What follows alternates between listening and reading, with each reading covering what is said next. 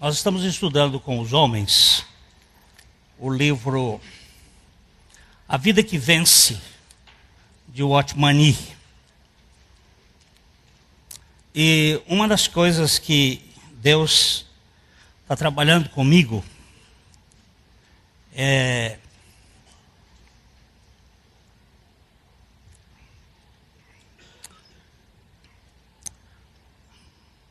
a glorificação nas fraquezas.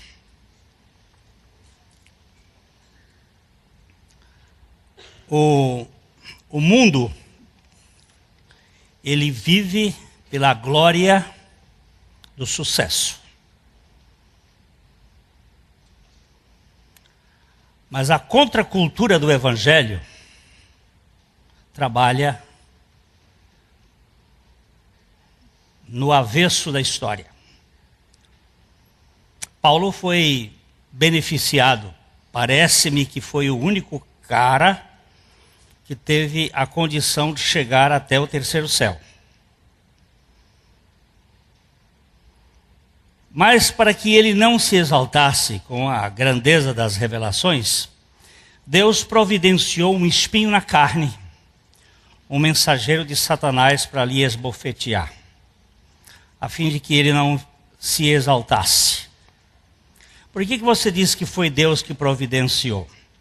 Porque se a coisa que Satanás quer que eu faça é que eu me exalte, que eu me orgulhe do meu sucesso e das coisas que eu faço. E creio eu que só a misericórdia de Deus poderia providenciar tal espeto para furar a bola inchada de Paulo, esvaziá-lo e mantê-lo no seu prumo, bem no pó. Mas esse homem faz uma das coisas que para mim é um contrassenso. E ontem nós estávamos conversando com o pessoal aqui da música e tal. Até a Carla disse assim, isso é um negócio tremendo que a gente não faz. Dá graças a Deus pelas nossas fraquezas. O mundo chora pela sua fraqueza. Quando uma pessoa fracassa, ele sai chorando. Quando ele no palco é ovacionado, ele sai vaidoso, né? Então, eu estava citando o George Miller, que diz que o sermão mais fraco que ele pregou em toda a sua vida e que ele considera como um fracasso foi aquele que Deus usou por mais de 30 anos com resultados na vida de pessoas. Então, o nosso Deus é contrassensual, porque Ele trabalha pela graça e pela fé. Então, o seu fracasso e o meu fracasso deveriam ser motivos de fazermos festa. Por que você está fazendo festa hoje? Porque eu fracassei e eu vou depender do Senhor. Eu vou depender da graça de Deus. Eu sempre, quando o Tuca, doutor Elias, recebe um telefonema meu, ele sabe que alguém está doente em casa. Porque eu nunca procuro ele por outra coisa a não ser pela fraqueza. Quando eu estou doente, eu ligo para o Tuca. Ô Tuca, o que você está... Ele já sabe. Quem é que está doente aí? É o Leozinho, é Thelma, é Glênio, é Carmita. Quem é que está doente? E ele deve se sentir muito honrado com isso. Porque eu o procuro na minha fraqueza. Sabe o que significa isso? Você procurar Deus na sua fraqueza?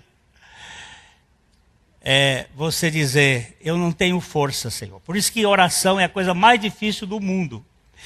Ninguém ora, ou pouca gente ora. Porque nós nos achamos capazes de fazer as coisas. E deveríamos correr para o braço do nosso Pai. Hoje de manhã nós vamos tratar um pouquinho sobre o poder prático do Evangelho. Vamos olhar aqui juntos esse texto. Romanos 1,16. De o Evangelho ou o quinto Evangelho. O Evangelho segundo Paulo. Romanos, uma carta evangélica. Vamos ler juntos? Pois não me envergonho do Evangelho, porque é o poder de Deus para a salvação de todo aquele que crê, primeiro do judeu e também do grego. O Evangelho não é assunto desconectado de Cristo. O Evangelho é a boa notícia da encarnação de Deus, da peregrinação de Deus entre nós, da crucificação de Deus. Opa! O livro está chegando? Está chegando. Saiu essa semana passada o livro de Moltmann, Jürgen Moltmann, O Deus Crucificado. Ele escreveu isso em 72, mas só está sendo traduzido agora, O Deus Crucificado. Não me envergonho do Evangelho, porque o Evangelho é o poder de Deus para a salvação de todo aquele que crê. Primeiro eu quero saber, você nasceu com fé e creu em Deus, ou você nasceu incrédulo? Esta é uma das questões que os humanistas dizem, que nós já nascemos com fé. Lázaro podia crer na ressurreição? Na ressuscitação, melhor dizendo. Lázaro podia crer? Por que ele não podia?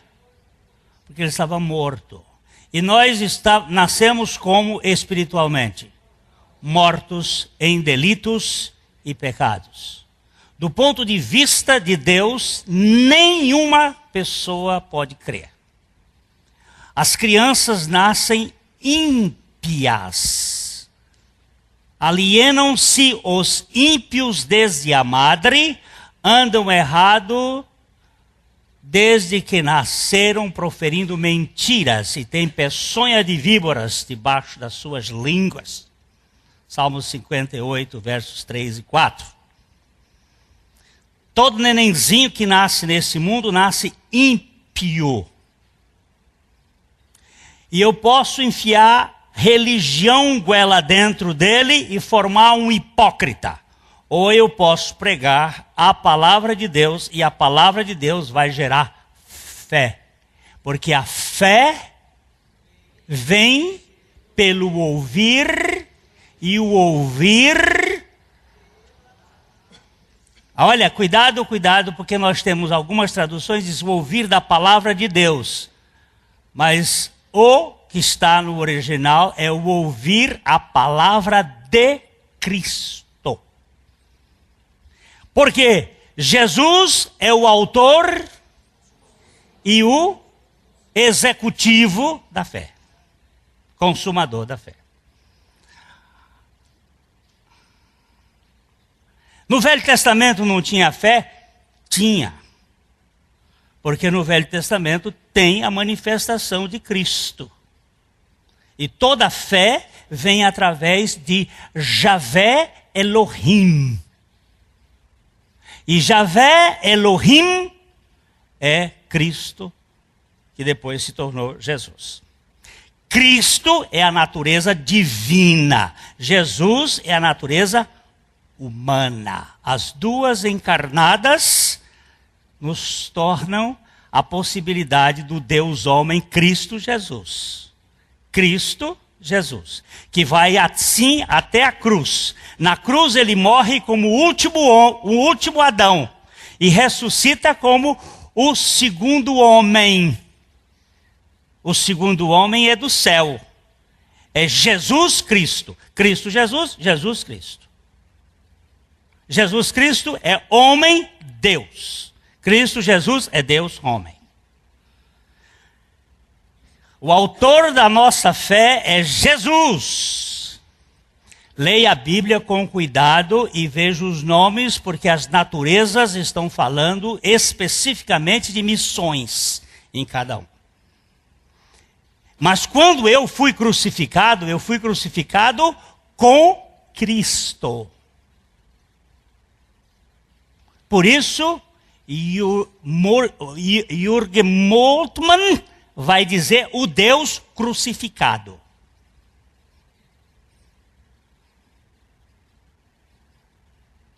E nós precisamos entender o que a Bíblia diz. Não me envergonho de quê? Do Evangelho, porque é o poder de Deus para quê? Para a salvação de todo o que crê. E quem é o que crê? É aquele que, por um milagre da graça, recebeu a palavra de Cristo. Milagre da graça.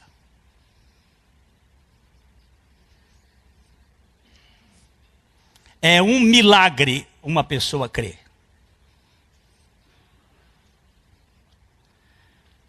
Agora vamos olhar um pouquinho aqui. A vergonha cora uns e descora outros. Quem tem brio diante do vexame fica rubro ou, quem sabe, vermelho por fora e irado por dentro. Quem não tem, deixa os tímidos pálidos. Por isso, aquilo que nos envergonha é ridículo por todos os lados. O que causa vergonha é triste. A religião estimula o mérito ao máximo, enquanto desperta no íntimo a vergonha quando se pisa na bola. Aquele que não alcança a nota de aprovação na escola do êxito acaba sofrendo, envergonhado, por não poder desempenhar a contento. É triste e cansativo viver sobre a cobrança de um modelo inatingível. Como é triste ver a tristeza do religioso. Porque ele não consegue chegar naquele patamar idealizado. Ele vive sofrendo. Ele não se sente aceito, recebido, acolhido. Ele precisa fazer alguma coisa. Aquele jovem que apareceu, eu digo jovem, deve ter sido, que estava na festa das bodas com a roupa própria, não a roupa dada pelo dono da festa.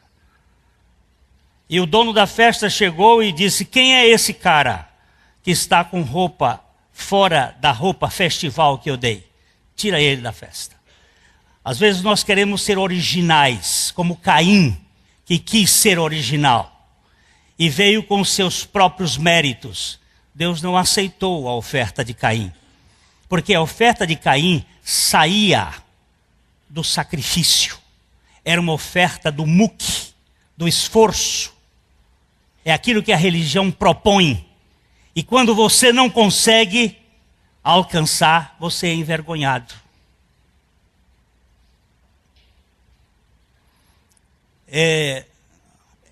Na nossa história, no nosso costume, as mulheres, as moças que se engravidavam por um deslize ou por um lise que acontecia, elas eram excluídas da igreja. Mas os homens que mentem, ninguém vê a mentira, então eles ficam aí.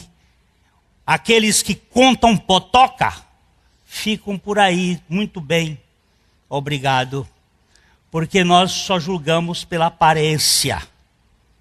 Aqueles que mandam carta anônima, ficam aí. Ninguém viu. Por quê? Porque nossa religiosidade é sempre propondo o envergonhamento das pessoas. Mas o Evangelho não. Ele não é vergonha para mim e não envergonha o outro e tira a vergonha do outro. Ele não faz o que Cão fez. O que foi que Cão fez? Botou a vergonha do pai dele no público. E o que foi que Sem e Jafé fizeram?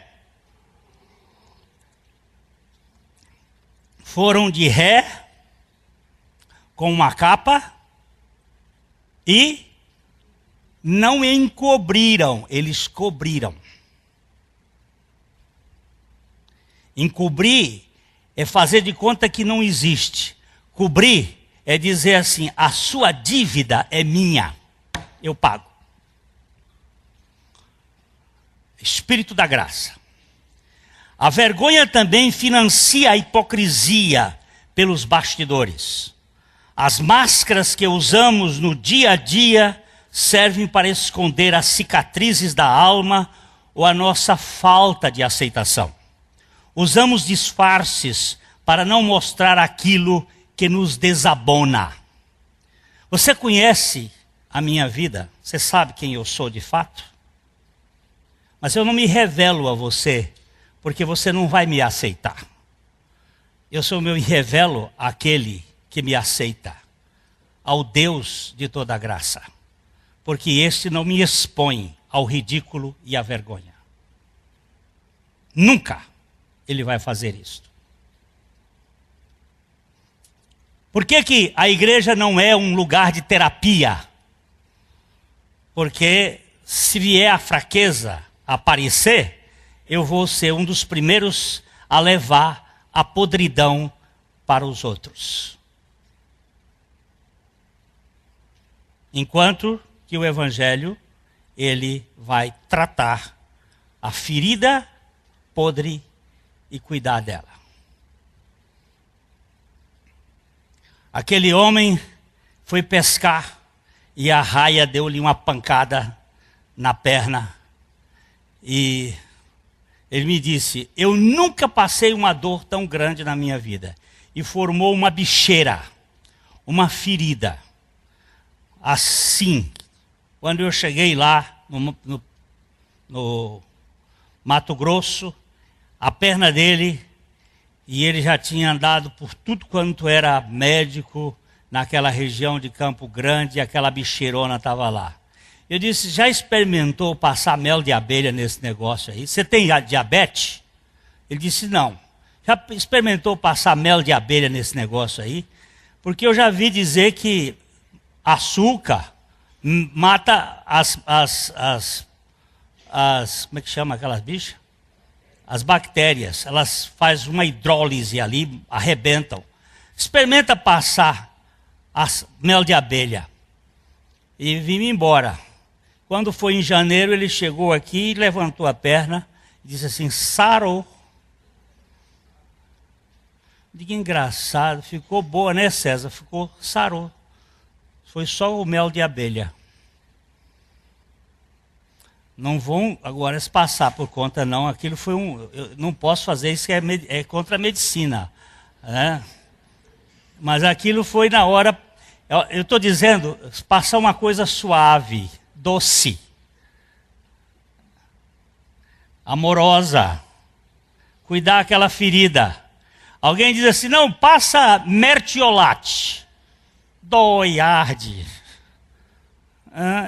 Dói, passa meu Deus. Por favor, usem isso como metáfora. E os médicos me perdoem por estar fazendo medicina impropriamente, viu? Vocês desculpem aí. Eu estou usando como figura do amor de Deus. O Evangelho não exige a performance do ego, uma vez que a única vida que vence é a de Cristo. Logo, esse modo de viver cristão se trata de uma vida substituída e nunca de uma existência desenvolvida a custo do esforço pessoal. Nada de mérito por aqui.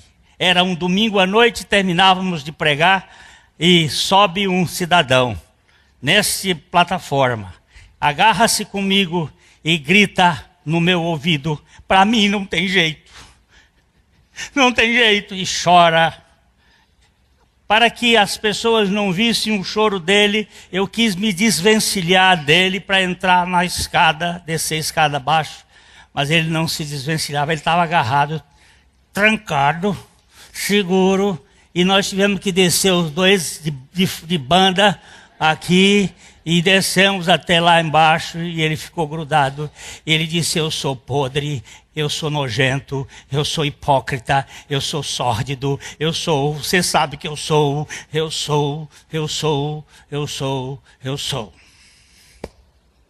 E ficamos ali dentro, abraçados, por mais ou menos uns 5 minutos. Quando naquele tempo eu usava paletó, igual o Pedro, né? Usava paletó, gravata. O paletó foi numa segunda-feira para lavanderia, porque tinha melecado de catarro, de lágrima, de tudo. Aquilo estava assim, breado, né? Mas olha, foi a cura. Não precisei dizer nenhuma palavra, além de dizer para ele: teu pai te ama e tudo já foi consumado. Eu conheço o Evangelho. O Evangelho é lugar de cobrir a dor e curar a vergonha. O Evangelho é a boa notícia da nova aliança. Nova aliança significa que a velha caducou e não tem mais. Depois lê Hebreus. Tem gente querendo ressuscitar defunto. Nós temos agora uma nova ressurreição com um novo homem. Não é aquele velho, não. Aquilo acabou. É o assunto da graça. É o tema radical do sacrifício do Cordeiro de Deus, que promove a alforria e a aceitação do pecador. Tudo patrocinado pela morte e ressurreição de Cristo Jesus. No Evangelho não há espaço para vergonha. O fracassado é aceito pelos méritos de Cristo e nunca pelo seu sucesso pessoal.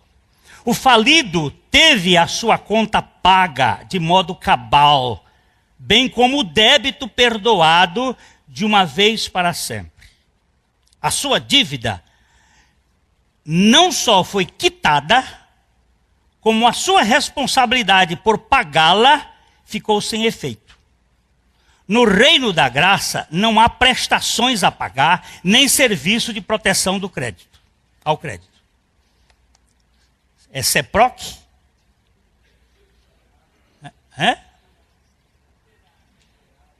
Serasa? Não tem Serasa. Peraí, deixa eu falar um negócio aqui. Não há espaço para vergonha. O fracassado é aceito pelos méritos de Cristo.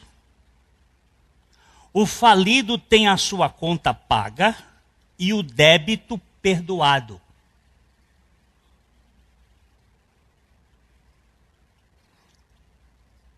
Marcos, eu devo uma conta no restaurante, não posso pagar. Você paga a conta, mas eu fico devendo você, não é? Agora você tem que me perdoar, porque eu não posso pagar você.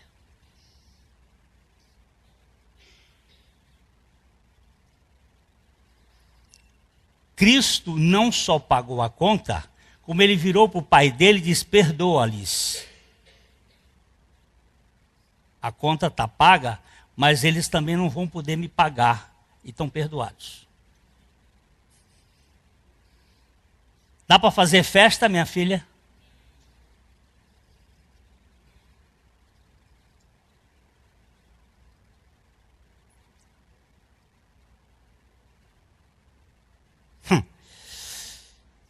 Eu fiz festa essa semana passada com uma moça. Eu não vou contar a história dela, porque eu quero que ela venha contar a história dela um dia aqui. Depois de tentar suicídio 3 vezes. E ver o que é graça. porque foi abusada pelo avô, pelo tio e pelo pastor.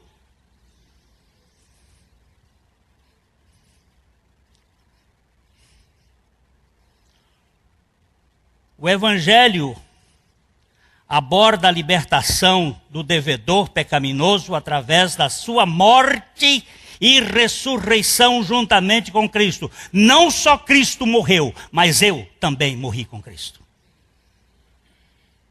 Trata-se de uma obra de poder descomunal e fora de série, pois mediante a graça, liberta o pecador de sua incredulidade, isto é, do pecado dos pecados, porque nós nascemos incrédulos, e assim o bastardo e endividado se torna aceito como filho legítimo. Eu era filho do diabo, agora sou filho de Deus. A semana passada houve uma semana teológica. Como é que é? Semana de atualização teológica. É um negócio assim. Aí me pediram para dar um testemunho lá sobre o livro Pegadas de Lobo na Porteira. Picareta, psicopata ou pastor? Que é a pergunta que um médico cirurgião plástico da cidade de Londrina me fez em 1999, quando um determinado líder religioso roubou 6 milhões de dólares da igreja dele, mandou para a Inglaterra, e depois esse cirurgião fez a plástica desse líder religioso. E eu entrava no hospital evangélico aqui em Londrina, e ele me virou para mim e disse: Paranaguá, aquilo é um picareta, um psicopata ou um pastor?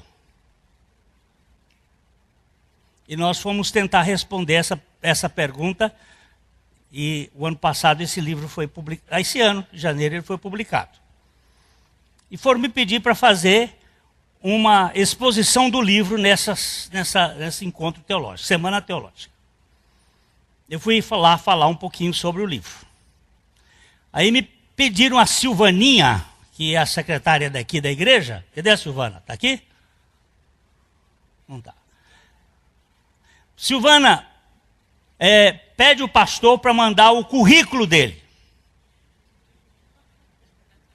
A Silvana chegou para mim e disse: Pastor, estão pedindo para mandar o seu currículo. Eu digo: diga assim, filho do diabo transformado em filho de Deus. Esse é meu currículo, é minha história. Ah, mas não serve este. Não quiseram botar lá.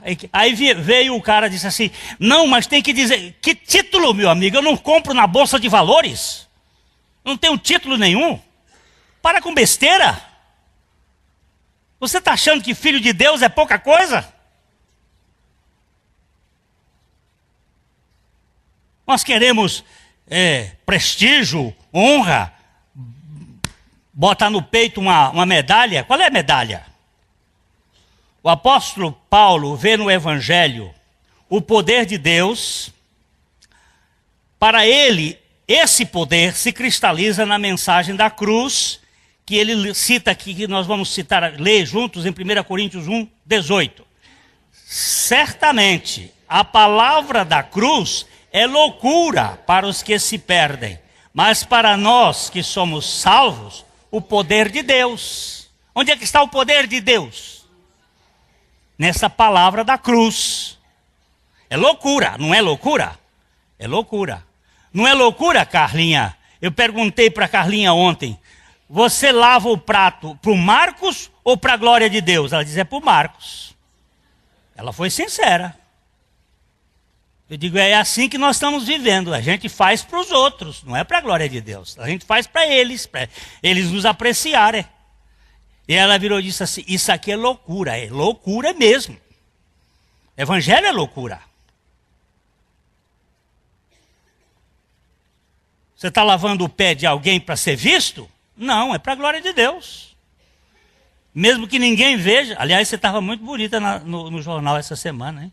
Aliás, sempre você foi. Mas é para a glória de Deus?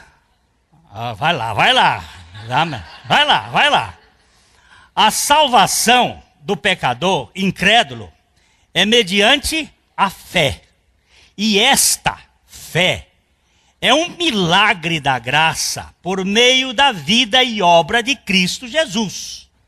Ninguém nasce neste mundo portando um mínimo de fé. E ela nos é dada pelo ouvir da palavra de Cristo e este crucificado. A fé é um dom de Deus.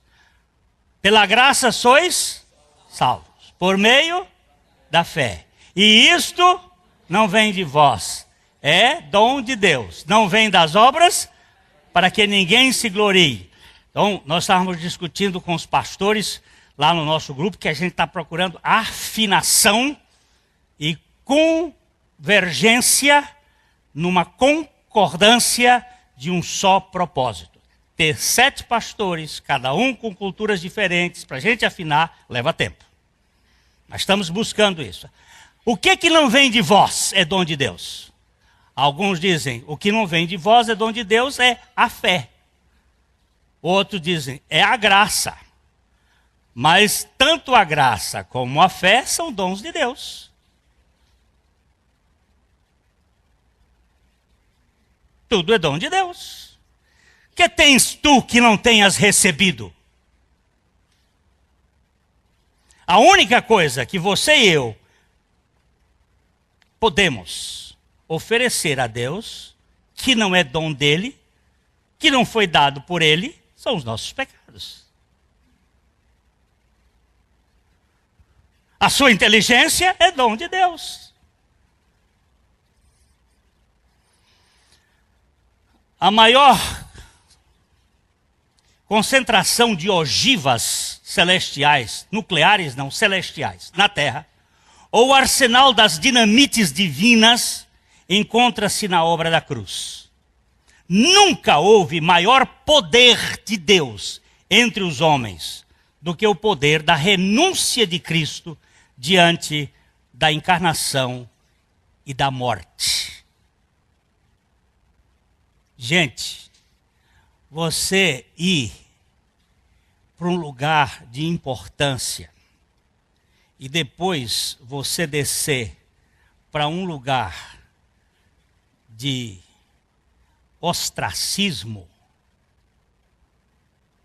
não é fácil não. Eu já atendi político que teve na proa e depois foi para o vale e entrou em depressão. Você está aqui embaixo e aspirar lá em cima é uma coisa.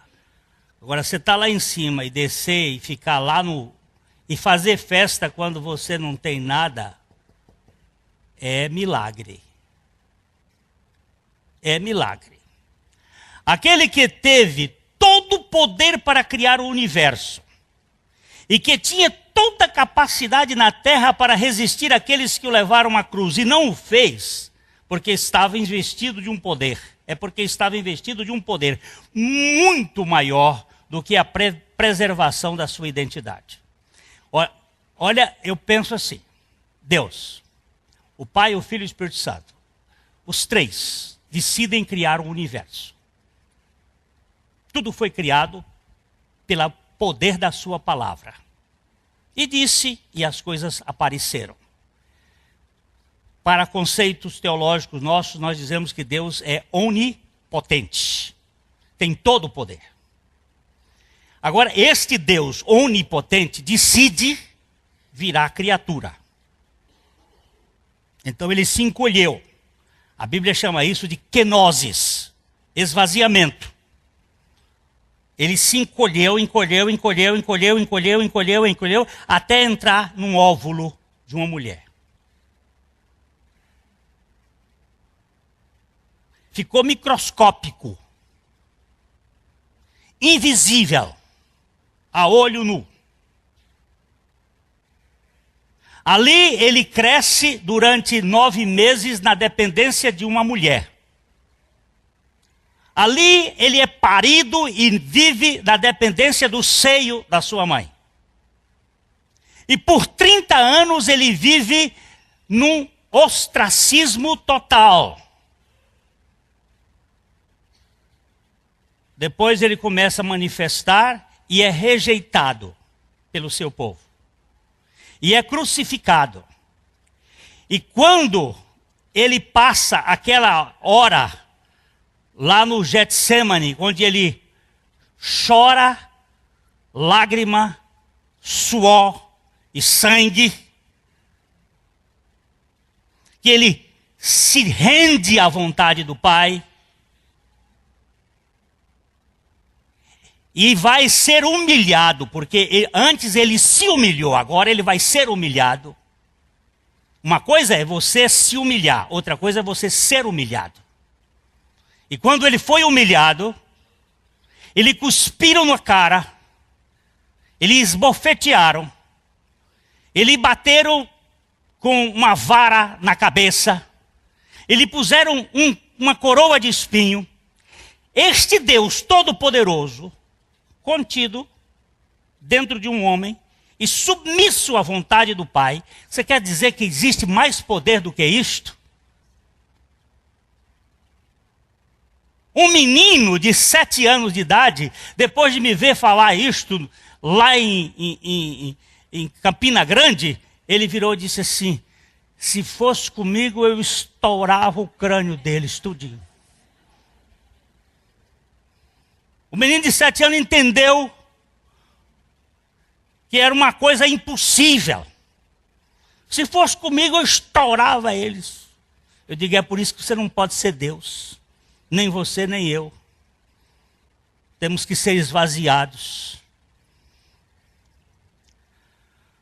Meu Deus, que poder é este? Eu considero. Quem é onipotente e tem todo o poder para vencer os seus inimigos, bem mais fracos, e se deixa ser vencido por esses adversários, tem que ser movido por um poder maior e muito maior do que todo o poder da criação e preservação da sua imagem divina. É um poder extraordinário. É um poder. O poder da cruz, para mim, é o poder. É o poder. O Deus Criador do mundo, quando se deixou ser crucificado pela criatura imunda e presunçosa, foi muito mais poderoso, ou melhor dizendo, exerceu muito mais do seu poder na redenção do pecador do que em seu processo criacionista do universo. O onipotente passivo sobre a cruz é o máximo da revelação de Deus aos homens. Eu, quando paro um pouquinho para olhar o Cristo crucificado, me assusta. O poder da renúncia divina ou da submissão de Cristo diante da morte, sim, e de uma morte vil e cruel como a da cruz, é muito superior a todo o poder que ele exerceu no momento da criação do cosmos. A obra de Cristo crucificado é extremamente gloriosa e mais extraordinária do que tudo o que se pode imaginar deste mundo.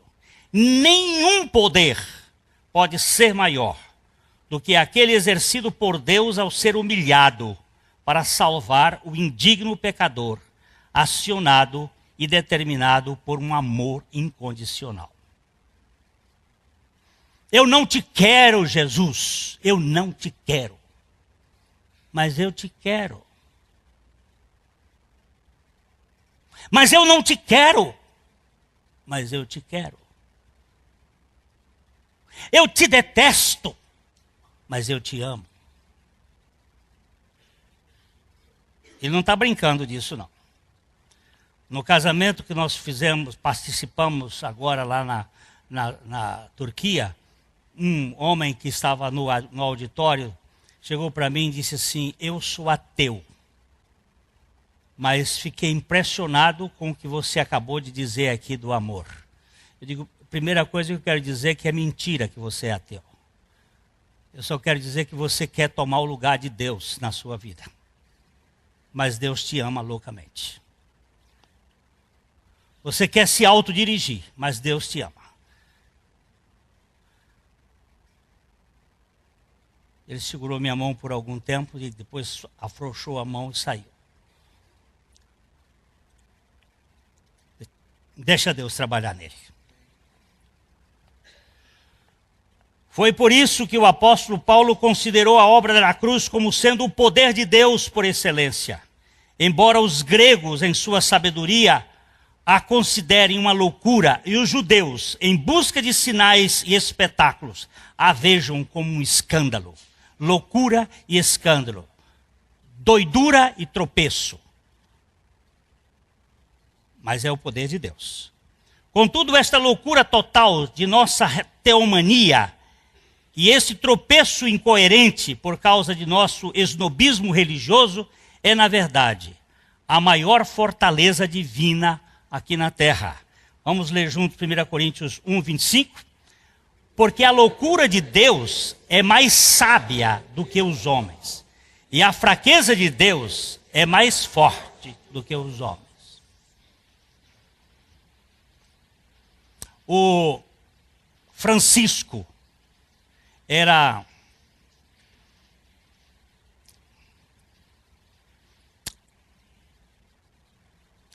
vigia de uma grande empresa, uma grande companhia no Rio de Janeiro. O dono daquela empresa era um homem prepotente. Francisco era um cristão.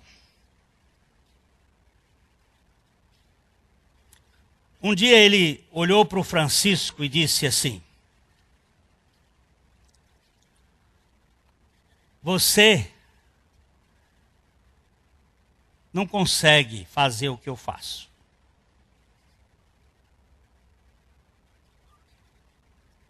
Você é um semi-alfabetizado. Mas eu vejo que você faz algumas coisas que eu não tenho capacidade de fazer. O que faz de você ser essa pessoa que encanta as pessoas desta fábrica? Ele disse: doutor, eu não tenho nada, mas eu tenho tudo. Eu não sou ninguém, mas o Todo-Poderoso vive em mim. Ele disse: Francisco, eu queria conhecer um pouco disso. Ele disse: vai comer lá em casa. E o doutor foi lá no barraco dele.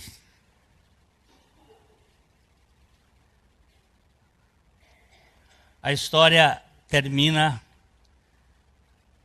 o doutor dizendo: Francisco, o poder que está em você é muito maior do que todo o poder que eu já vi em todo esse mundo. Ele disse: é verdade, doutor, porque o poder que está em mim é o poder da ressurreição. Isso é muito pouco para a gente entender. Mas algumas pessoas vão entender, outros não. Outros não vão entender nunca. Eles vão ficar na sua arrogância. Mas uns vão entender. Deus, o Deus louco de amor e despido de qualquer arrogância, é capaz de revolucionar todo o sistema do poderio humano, instigado pelo veneno da serpente. A fraqueza da cruz revela o extraordinário poder do quebrantamento da soberba pecaminosa. A humildade do cordeiro deixa por terra a altivez do dragão.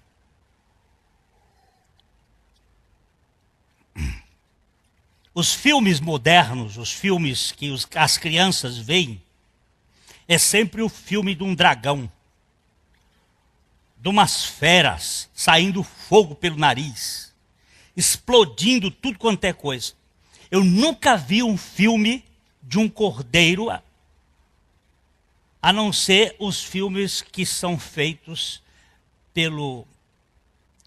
as Crônicas de Nárnia ou O Senhor dos Anéis. Hein? É. Tolbert e C.S. Lewis. O resto é tudo assim, os He-Man da vida, é o fogo saindo, os dragões. Mas eu queria ver quem é que vai fazer um do cordeiro sendo imolado pacificamente, naquela humildade, ver todos os animais, todos os 4 animais e os 24 anciãos tirando as suas coroas e depositando diante do cordeiro.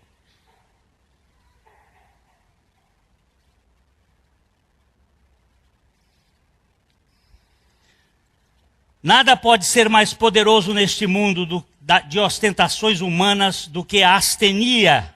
A astenia é fraqueza divina. A fragilidade de Deus entre nós é a exuberância do seu poder. Pois nessa debilidade ele revela o seu amor infinito e incondicional. Aquele homenzinho inexpressivo, que nenhum dos poderosos deste mundo quis estar com ele. Mas bastava uma viúva tocar nele, uma mulher doente, e saía a virtude dele. Ou quando ele punha a mão, alguma coisa acontecia. Mas ele ia dizendo assim, não conte para ninguém, não vá para o monte, não faça propaganda. Entendeu? Quando você vê uma pessoa fazendo propaganda do que faz, tem alguma coisa errada. Vem para cá e assina seu nome aqui na lista, e dá 50, dá 100 reais, e você, vou levar o seu nome lá para cima do monte. Viu? Pode saber que isso aí é forças de Grayskull. E a feiticeira está no meio, viu? Porque no reino de Deus ele fazia, ainda dizia assim, não conte, não conte. O Cristo aparentemente fracassado na cruz era infinitamente mais forte do que qualquer Apolo no panteão, além do que o escândalo da crucificação ultrapassa em sabedoria a galeria dos conhecimentos de todos os filósofos em todos os tempos.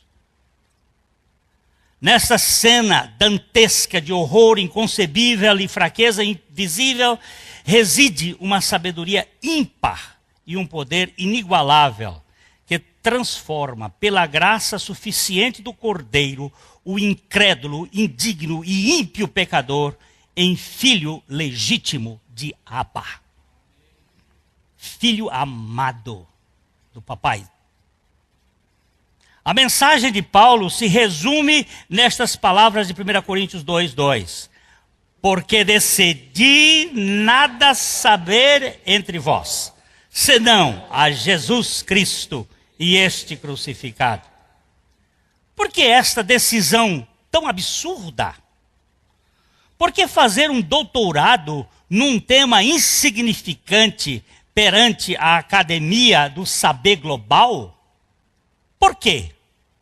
Para o apóstolo das contradições, o verdadeiro saber é a suficiência, e a suficiência do poder se encontram na via crucis. Aí a sabedoria das palavras se evapora na vacuidade dos termos e na imprecisão dos significados. Veja o que Paulo diz em 1 Coríntios 2:1. Eu, irmãos, quando fui ter convosco, anunciando-vos o testemunho de Deus, não o fiz com ostentação de linguagem ou de sabedoria.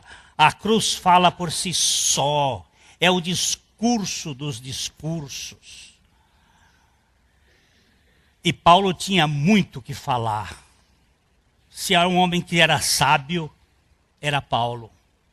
Mas ele disse, olha, considerei tudo como esterco por causa da sublimidade de Cristo Jesus.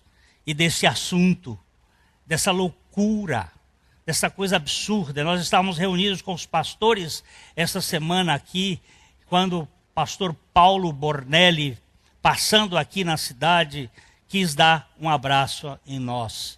E aí a Silvaninha interrompeu a reunião e disse, o Paulo não quis, mas eu vou dar um abraço. Aí ele veio eu disse, nós estamos aqui tentando afinar nossa visão.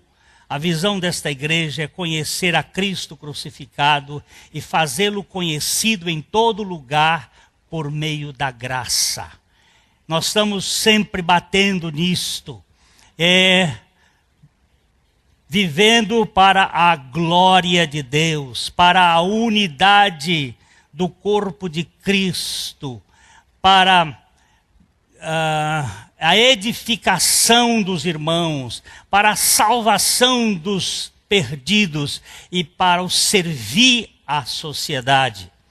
Fiz uma proposta para uns jovens ontem aqui, de nós criarmos talvez um serviço de atendimento ao bêbado. O que é isto? Os caras vão para as festas e chega lá, bebem um pouco mais e não tem um motorista para trazer. Quantos acidentes são provocados todos os dias nesse país porque a pessoa está mais embriagada e nós estamos dormindo nesta hora, nas madrugadas. Por que não oferecermos um serviço para ajudar os bêbados? Vamos lá, o mundo está fazendo isto.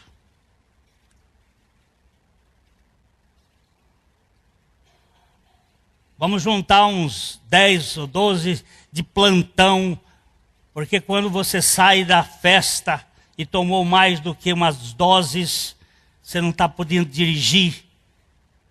Eu estou lá na minha casa dormindo, você também. Os meninos no dia da festa da metamorfose vão lá para a metamorfose e trazem os bêbados, botam no carro, deixam as motos dele lá, trazem, levam para casa. Eles estão fazendo isso já.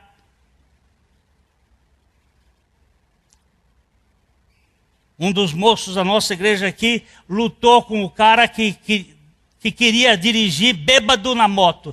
Ele foi, agarrou o cara você mesmo, tirou o cara de cima da moto, botou no carro dele, trouxe em casa, pegou a moto dele, levou lá e... O que é isso? É servir aquele que não está nem querendo ser servido.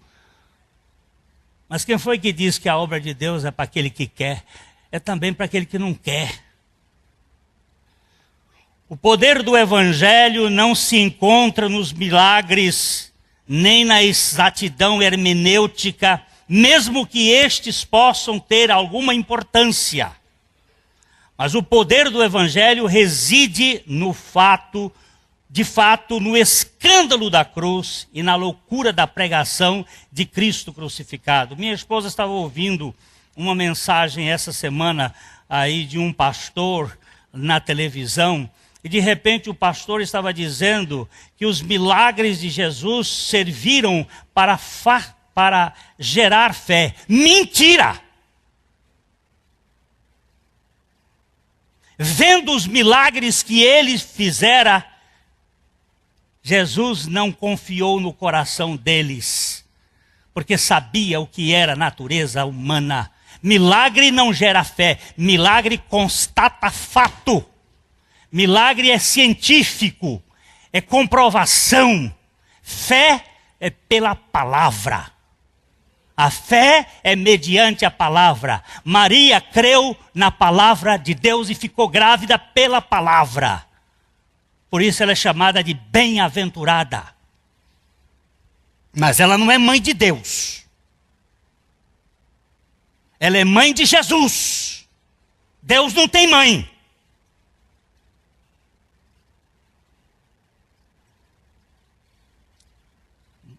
As duas naturezas se incorporaram numa só pessoa.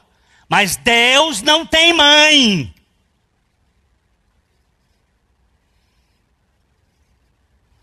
Essa invenção foi feita em 381 e confirmada em 1747.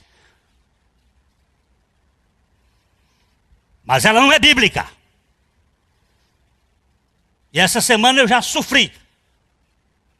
Por causa de um casamento. Onde colocaram Maria como mãe de Deus. Não, senhor, ela é mãe de Jesus. O Filho do homem, o Filho de Deus, o Cristo. Ele não tem mãe. Ele é eterno. Não confunda, vai dizer aqui, a abóbada celeste com a abóbada celeste. Eu vou dizer isso aqui mais embaixo. Ninguém pode esgotar este conhecimento da crucificação de Cristo, nem exaurir o poder que emana dessa loucura escandalosa. A mensagem do Evangelho pode ser sempre a mesma, mas o seu poder é cada vez mais abrangente e transformador. Fico admirado quando ouço alguém dizer, eles só pregam a cruz. Quem me dera que eu fosse um desses pregadores que só pregasse Cristo crucificado. Oh, se eu pudesse pregar sempre e apenas a mesma verdade da cruz, eu seria certamente um dos pregadores mais bem-sucedidos do nosso planeta. Não tenho dúvida que Deus tenha misericórdia de nós. Para Paulo, tanto a proclamação da mensagem como o ensino mais poderoso do Evangelho se fundem na obra de Cristo, da cruz de Cristo. 1 Coríntios capítulo 2, versículo 6. Entretanto, expomos sabedoria entre os experimentados.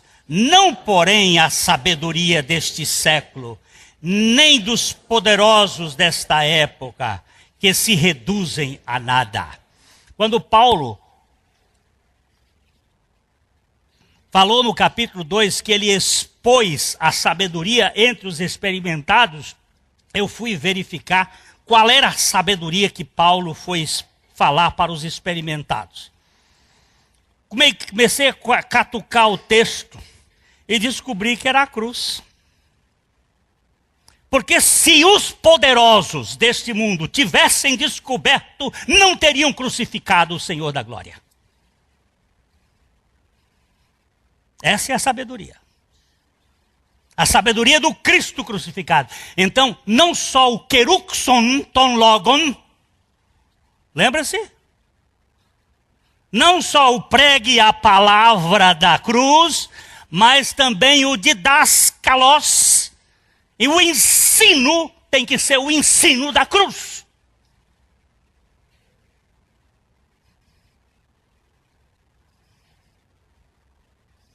Quando é que você vai exaurir o poder da cruz? Quando é que você vai esgotar? Quando? Eu gosto de um velho hino que diz assim, a cruz ainda firme está, aleluia, para sempre firme ficará, aleluia. Antes da fundação do tempo, ela já existia, depois da fundação dos tempos, ela continuará existindo. Não posso admitir que essa igreja fique aí pregando só isso. Vá você e essa turma comer capim. É o lugar melhor. Junto com Nabucodonosor. Você sabe por que eu estou dizendo isso?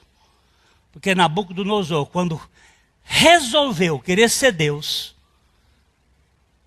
foi comer capim. Ainda bem que ele se arrependeu depois de 7 anos. Tem gente que não vai se arrepender. Professor Werner Gustavo von Krauledart, professor de Química no Rio de Janeiro. Quando um aluno fazia qualquer coisa na sala que ele percebia que não estava prestando atenção, ele dizia assim, o trinco está aberto e o campo verdeja.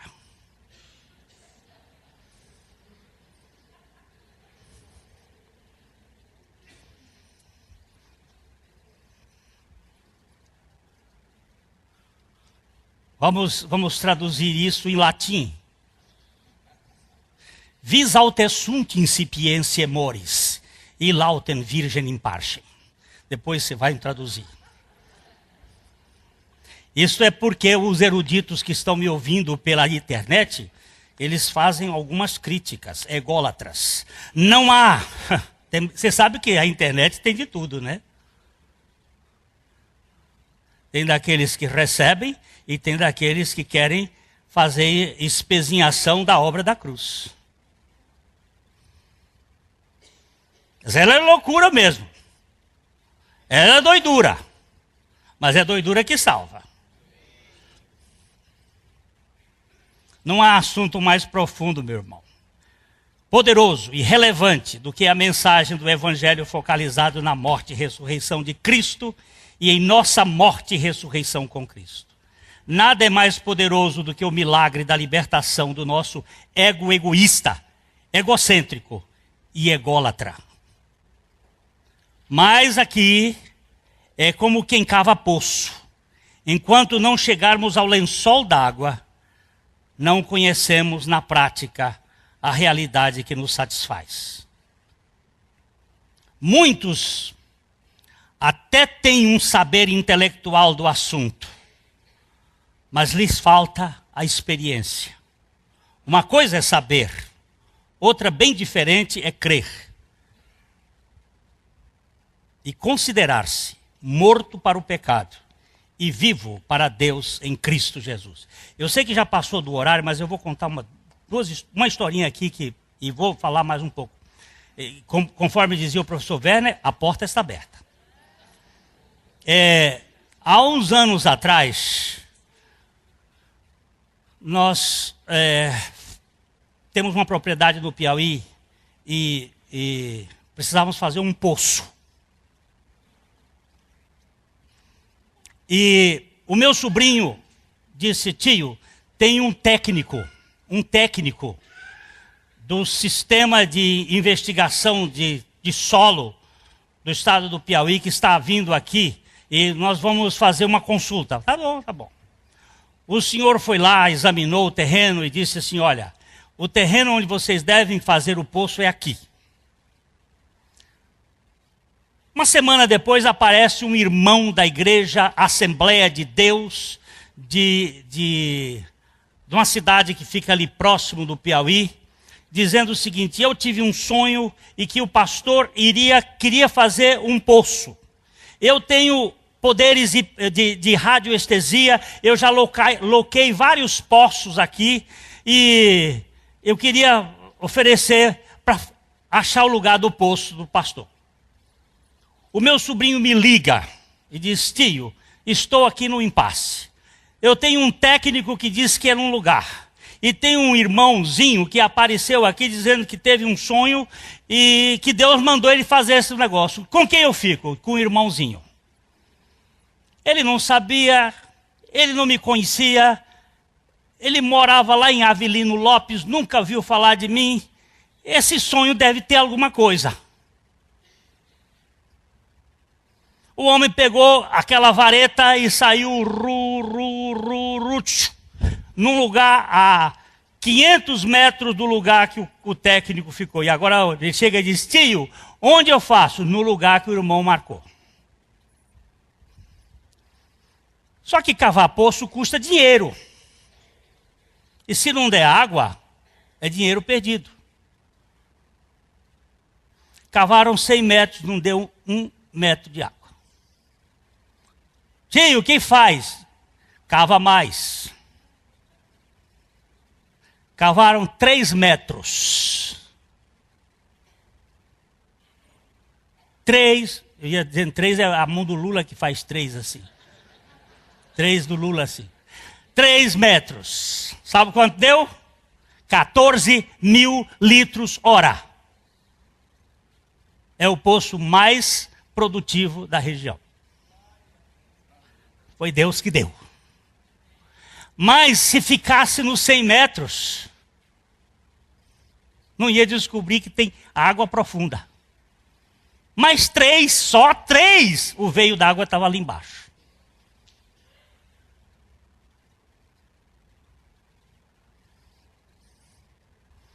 A gente precisa cavar um pouquinho mais para encontrar a suficiência de Cristo, viu, querido? Como disse o apóstolo São Paulo, o saber incha, mas o amor edifica. Aquele que vive na dimensão do poder do evangelho experimental vivia pelo modelo do amor de Deus. Já ouvi certos indivíduos inimigos da cruz de Cristo pregando redondinho a mensagem certa da cruz. O discurso estava certíssimo, mas o curso da vida desembocava para o governo do ventre, como diz o apóstolo Paulo, ou seja, os desejos do ego. O poder do evangelho converte o incrédulo num crente em Cristo, o egoísta num gracioso e amável, o filho do diabo num filho de Deus, o religioso num liberto, o ensimesmado num dedicado e sempre serviçal, membro da família real, onde Cristo vive nele. Uma coisa é ser membro de um sistema religioso qualquer. Outra, totalmente diferente, é ser filho de Abba. Como costuma dizer um dos meus irmãos, não confunda a abóboda celeste com a abóbada celeste. São duas coisas diferentes. O poder do evangelho não me transforma num fanático religioso ou num preconceituoso sectário que se preocupa com detalhes do legalismo humanista, mas num filho de Deus que ama, que perdoa, que acolhe os diferentes com o amor de Cristo Jesus. Minha esposa foi fazer o cabelo essa semana num restaurante.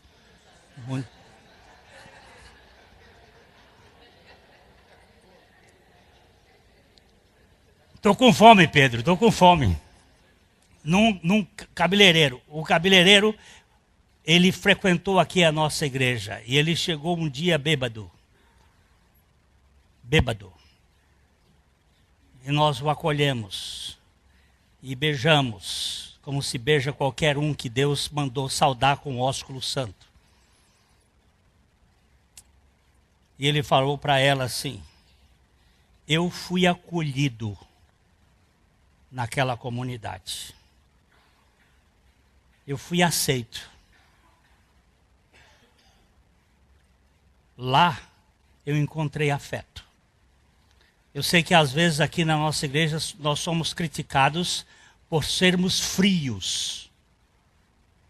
Saia do seu lugar de conforto e de comodidade e toque naqueles que Deus ama.